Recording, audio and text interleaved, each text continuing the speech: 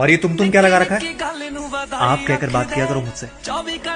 आप और तुम्हें।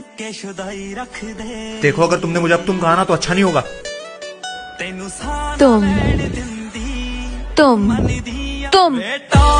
हेलो दोस्तों, आज आप लोग देख रहे हैं अंजलि को और मैं लेकर के आई हूँ इनकी एक प्यारी सी वीडियो क्लिप।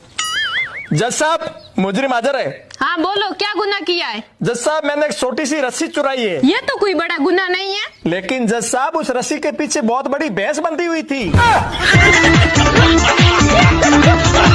चोली में दिल है मेरा, चुनरी में दिल है मेरा। और साथ ही आप लोग देख रहे हैं यहाँ पर अवनी कारिस को भी, और ये भी बहुत ही अच्छा डांस करती हैं। क्या आप लोग इनकी और भी वीडियोस देखना चाहते हैं तो कमेंट कीजिए। और मैं आपको बता दूं कि मैं अवनी के साथ में लाइव आने वाली हूँ। क्या आप लोग मेरे साथ में लाइव आने के लिए इंटरेस्टेड हैं?